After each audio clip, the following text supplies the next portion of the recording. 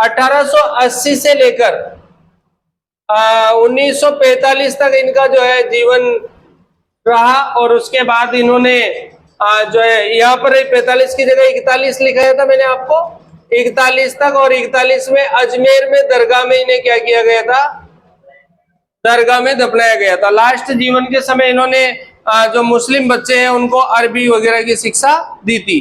तो यहाँ देखो, माधो सिंह द्वितीय ने इनको एक पद देने का विचार रखा था कि भाई आपको प्रधानमंत्री बना दिया जाए। उस समय प्रधानमंत्री को दीवान कहा करते थे। क्या कहा करते थे? दीवान कहा करते थे। कि भाई आपको दीवान बना दिया जाए। तब अर्जुन लाल ने कहा था कि यदि अर्जुन लाल नौकरी करेगा तो अंग्रेजों को भारत से बाहर कौन निकालेगा? किसने कहा था? अर्जुन लाल सेठी ने कहा था। 1905 में इन्होंने जैन शिक्षा प्रचार समिति बनाई थी। कौन सी समिति बनाई थी? जैन शिक्षा प्रचार समिति। और 1907 में जैन वर्धमान विद्यालय की स्थापना की गई थी। बताओ कौन सी जगह पे? अजमेर में। लेकिन बाद में इसको जयपुर में ट्रांसफर कर दिया गया था। उस जयपुर ट्रांसफर में जो विद्यार्थी यहाँ से ट्रेनिंग लिए थे, प्रताप सिंह बारट है, विष्णु दत्त है, छोटे लाल है, इन सब ने इस जगह पे ट्रेनिंग ली थी। और इसके बाद में जो है अमीर चंद नाम के एक शिक्षक थे, उनसे ये ट्रेनिंग लेने के लिए गए थे मुंबई। और मुंबई में इन्होंने बम बनाना, क्या बनाना? बम बनाना सीखा था। तो बम बनाना सीखने कौन कौन गए थे? प्रताप सिंह, विष्णुदत्त और छोटे लाल, ये बम बनाने के लिए गए थे। कहां पर गए थे भाई? मुंबई में। उसके बाद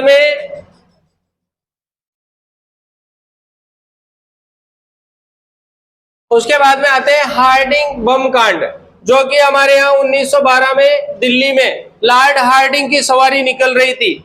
हार्डिंग क्या है कि भारत की राजधानी जो थी, भारत की राजधानी कोलकाता थी पहले। कौन सी थी? कोलकाता। और कोलकाता से राजधानी को शिफ्ट किया गया था कहां पर? दिल्ली में। तो उस समय इसका जुलूस निकाला गया था, हार्डिंग का जुलूस निकाला गया था। वहां पर जोरावर सिंह बारट जो है चाचा और प्रताप सिंह बारट जो है भतीजे। ये कौन है? चाचा। और ये कौन है? भतीजा।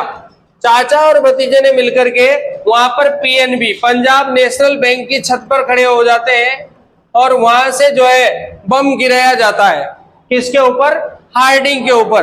तो इस घटना को हार्डिंग बम कांड के नाम से जाना जाता है। उसके बाद में एक और घटना घटती है। इस घटना में, हार्डिंग बम कांड में, एक बसंत विश्वास का नाम आता है। और यहाँ पर ये तीनों व्यक्ति हैं और ये बम को गिराते हैं। एक और नाम याद रखना है, कौन सा वाला? बसंत विश्वास। इसके बाद अपने पास आता है हार्डिंग के बाद में निमेज हत्याकांड। ये निमेज गांव का नाम है और निमेज गांव जो है ये पड़ता था बिहार के आरा शहर में। कौन से शहर में?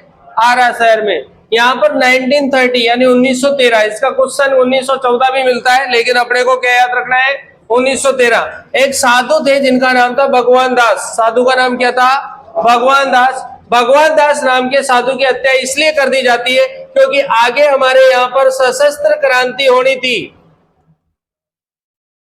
1915 में सशस्त्र क्रांति 21 फरवरी के दिन होनी थी। और 21 फरवरी की सशस्त्र क्रांति के लिए हमारे रास बिहारी बोस के द्वारा एक आदेश दिया गया था अर्जुन लाल सेठी को कि अर्जुन लाल सेठी जी को जो है यहाँ पर धन इकट्ठा करना है। तो अर्जुन लाल सेठी जी के द्वारा अपने शिष्यों को कहा गया और उसी के अनुरूप यहाँ पर धन इकट्ठा किया जा रहा था। तो उस धन इकट्ठा करते समय जो है ये घटना घटी और साधु को मारा गया। इसे निमेज हत्याकांड नाम दिया गया। और इसमें मोती चंद जो है उसको फांसी हुई थी। किसको हुई थी भाई? मोती चंद को फांसी हुई थी। विष्णु दत्त जो है इसको आजीवन का कारावास दिया गया था। और माणक चंद और जोरावर सिंह बारट इनको कभी भी गिरफ्तार नहीं किया गया। इसलिए अगर हम बात करें राजस्थान के चंद्रशेखर आजाद किसको कहा जाता है, तो सही आंसर जोरावर सिंह बारट होगा। क्या आंसर होगा? जोरावर सिंह बारट। यहाँ पर एक सरकारी गवाह बन जाता है शिव नारायण नाम का व्यक्ति। कौन सा व्यक्ति? शिव नारायण। तो शिव नारायण नाम का व्यक्ति यहाँ पर क्या बन जाता है? सरकारी गवाह बन गया था। इतना क्लियर हुआ? चलो आगे की घटना की बात करते हैं। आगे की घटना है कि 1916 में सेठी जी को क्या कर लिया जाता है, गिरफ्तार कर लिया जाता है और बेलूर जेल भेज दिया जाता है, जो कि कर्नाटक में पड़ती है। कहां पड़ती बेटाओ? हाँ, कर्नाटक के कुछ स्रोतों में मद्रास भी यहां पर आ सकता है, मद्रास ले लेते हैं अपन, मद्रास, ठीक है। इस जेल में इनको भेज दिया जाता है और यहां पर ये 70 दिन का अनशन करते हैं। कितने दिन का? 70 दिन तक अनशन करते हैं। और कौन सी जेल में गए? बेलोर जेल में। उसके बाद इनको रिहा कर दिया जाता है और इस समय यहां पर एक नेता हमारे और थे जिनका नाम था बाल गंगाधर तिलक। क्या नाम था? बाल गंगाधर तिलक। और बाल गंगाधर तिलक जो है उस समय लाल, बाल और पाल 3 प्रसिद्ध नेताओं में से एक थे। तो उनका ये जेल से छूटने के बाद स्वागत करते हैं। 1921 में अर्जुनलाल सेठी अपनी कर्म भूमि को चेंज कर देते हैं, यानी ये जयपुर की जगह अब कहा जाते हैं, अजमेर आ जाते हैं। हालांकि अर्जुनलाल सेठी को राजस्थान में जागृति का जनक कहा जाता है। राजस्थान में जागृति किसने लाए थे? अर्जुनलाल सेठी लेकर आए थे। तो कर्म भूमि चेंज करने के बाद ये 1922 में अजमेर में कांग्रेस के क्या बन जाते हैं? अध्यक्ष बन जाते हैं। 1924 में मुस्लिम बच्चों को क्या देते हैं? अरबी की शिक्षा देते हैं। और 1941 में इनकी क्या हो जाती है? मृत्यु हो जाती है और इन्हें अजमेर की दरगाह में दफनाया जाता है। किसको? अर्जुनलाल सेठी को। इनकी जो पुस्तकें हैं वो कौन कौन सी हो जाएगी? स्त्री मुक्ति, शूद्र मुक्ति, महेंद्र कुमार और मदन महेंद्र कुमार या मदन पराजय का नाम नहीं लिखा हुआ है, पार्श्व एक है, मदन पराजय एक और जोड़ लेना इसमें, मदन पराजय। मदन पराजय भी इनकी पुस्तक का नाम है।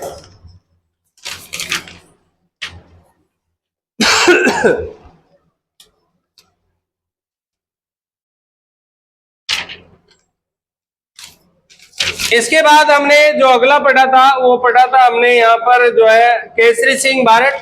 और हमारे राजस्थान के अगर किसी एक क्रांतिकारी परिवार की बात की जाए तो उसमें पूरा का पूरा परिवार जो क्रांतिकारी था वो कौन सा था? वो भारत परिवार था, वो शाहपुरा का भारत परिवार है। तो ये केसरी सिंह भारत जो है शाहपुरा में एक गांव पड़ता है। कौन सा गांव है? देवपुरा खेड़ा। इस गांव के निवासी है और यहाँ पर जो है इनके नाना श्यामल दास है। नाना कौन है बेटा? श्यामल दास। श्यामल दास के बारे में आप अच्छी तरह से जानते हैं कि मेवाड़ का इतिहास किसके द्वारा लिखा गया है? मेवाड़ का इतिहास। मेवाड़ का इतिहास। तो मेवाड़ का इतिहास जो है वीर विनोद ग्रंथ में मिलता है। कौन से ग्रंथ में? वीर विनोद ग्रंथ में मिलता है। और वीर विनोद ग्रंथ के लेखक कौन है भैया? तो वीर विनोद ग्रंथ के लेखक जो है वो है श्यामल दास। 1880 के आसपास जो है यहाँ पर लेखन कार्य किया गया था। और उस समय जो है प्रसिद्ध मेवाड़ के शासक कौन थे जिस टाइम पे लिखा था? नाम बताओ देखिए। सज्जन सिंह। हाँ, सज्जन सिंह इतिहास को मानते थे। तो यहाँ पर कृष्ण सिंह भारत इनके पिता का नाम है। किसका नाम है बेटा? पिता का नाम है। तो पिता कौन हो जाएंगे? कृष्ण सिंह भारत हो जाएंगे। और ईश्वर चंद्र जो है एक कवि है वो भी इनके लगते थे कुछ रिलेटिव में। तो ये कृष्ण सिंह के लिए एक मेवाड़ में एक पुस्तकालय है जिसका नाम याद रखना, कृष्णा वाणी विलास पुस्तकालय। वाणी विलास पुस्तकालय ये पेपर में पूछ लेता है, कृष्णा वाणी विलास पुस्तकालय कहां पर है? तो इसका सही आंसर क्या आएगा? उदयपुर आएगा। इसको भी आपको ध्यान रखना पड़ेगा। वाणी विलास पुस्तकालय। आपको मैंने बताया था कि चेतावनीरा चूंटिया नामक 13 सोर्टे लिखे गए थे। किसके द्वारा? केसरी सिंह भारत के द्वारा। उस समय 1903 का दिल्ली दरबार लग रहा था। कौन सा दरबार? दिल्ली दरबार कौन सा लग रहा था? 1903 का। और उसमें फतेह सिंह, कौन से सिंह? फतेह सिंह। फतेह सिंह नाम के जो शासक है, कहाँ के शासक है फतेह सिंह? मेवाड़ के। फतेह सिंह नाम के शासक दिल्ली दरबार में अंग्रेजों के सामने जा रहे थे झुकने के लिए। तब वो 13 सोर्टों को पढ़ के अंग्रेजों के सामने नहीं झुके थे। बाद में फिर से 1911 में एक और दिल्ली दरबार लगा था, उसमें भी फतेह सिंह ने भाग नहीं लिया था। तो देखो चेतावनीरा चूंटिया राजस्थान में 13 सोर्टे काफी ज्यादा क्या हो गए थे? प्रसिद्ध हो गए थे। उसके बाद में 1905 में श्यामजी कृष्ण वर्मा जो है इन्होंने होम रूल आंदोलन चलाया था। और राजस्थान में वैसे तो इंडिया में होम रूल आंदोलन एनी बेसेंट और बाल गंगाधर तिलक के द्वारा चलाया गया 1960 में, लेकिन यहाँ पर एक 1905 का भी होम रूल आंदोलन है जो किसके द्वारा चलाया गया था? श्यामजी कृष्ण वर्मा के द्वारा। उस आंदोलन से भी केसरी सिंह भारट क्या हुए थे? जुड़ गए थे। और यहाँ पर इन्होंने इटली के जो क्रांतिकारी है कौन? मैजिनी, उसकी जीवनी का भी क्या किया था भाई? अनुवाद किया था, क्योंकि यह मैजिनी को अपना गुरु मानते थे। ये गुरु किसको मानते थे? मैजिनी को अपना गुरु मानते थे। कौन कौन मानते थे? केसरी सिंह भारट। हालांकि अगर हम बात करें वीर सावरकर की, किसकी बात करें? वीर सावरकर।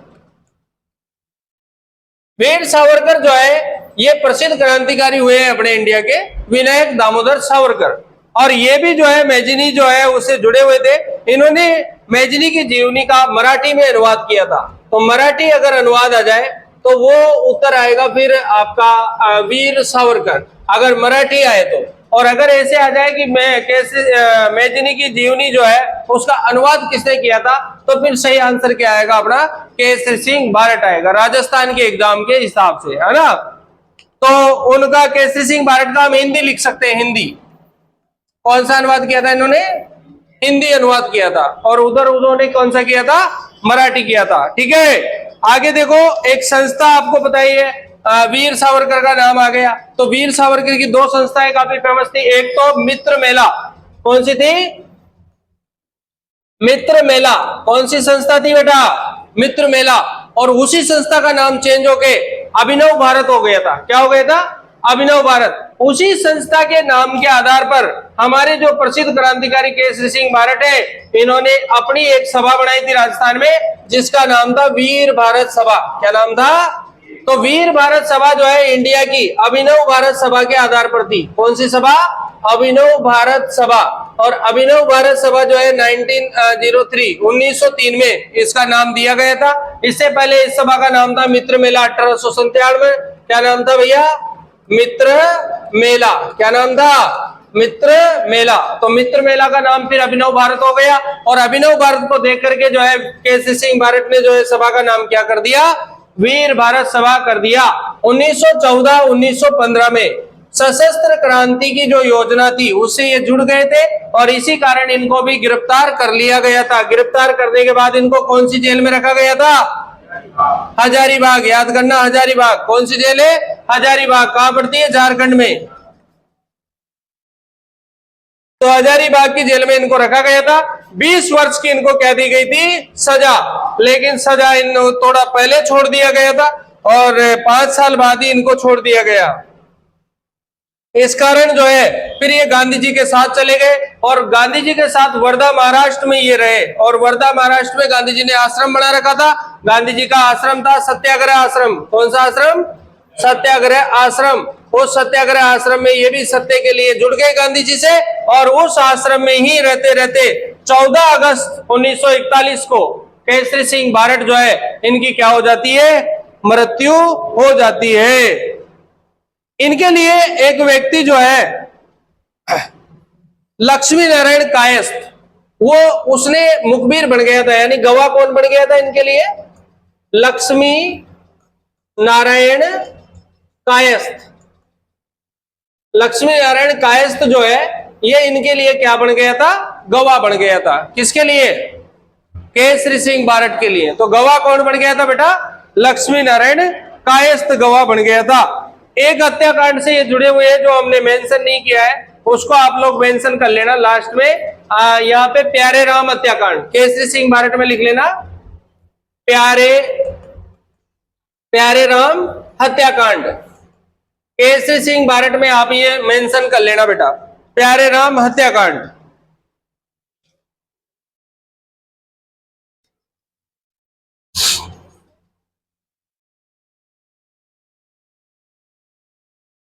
और उस समय जो शाहपुरा के राजा थे उनका नाम था नाहर सिंह। शाहपुरा के राजा का नाम था और इनकी जांच करने जो आया था उसका नाम था आर्मस्ट्रॉन्ग। उनकी केसरी सिंह बारट की जांच करने के लिए आया था, उसका नाम था आर्मस्ट्रॉन्ग। और इनके जो समाचार पत्र हैं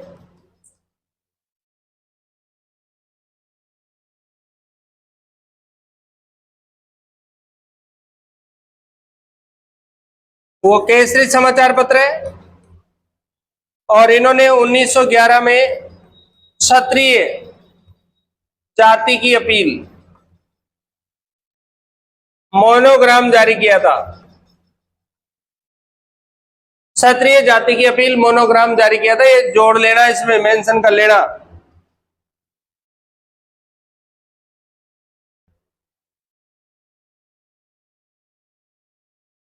क्षत्रिय जाति की अपील मोनोग्राम जारी किया था। किसने किया था? केसरी सिंह बारट ने। देखिए, हमारे सशस्त्र क्रांति को लीड कर रहे थे रास बिहारी बोस। कौन कर रहे थे?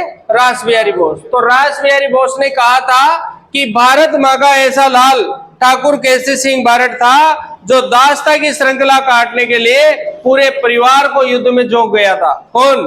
केसरी सिंह बारट। यानी कि किसने कहा था? ये रास बिहारी बोस ने कहा था। और आपको पता ही है इनकी रचनाएं कौन कौन सी है। तो इनकी रचनाएं, दो रचनाएं काफी फेमस और भी है। एक का नाम है रूटी रानी और एक का नाम क्या है? प्रताप चरित्र। रूटी रानी और एक कौन सी है? प्रताप चरित्र। ये दो प्रसिद्ध रचनाएं हैं। ठीक है, तो आज के लिए इतना ही। बाकी जोरावर सिंह बारट और अपना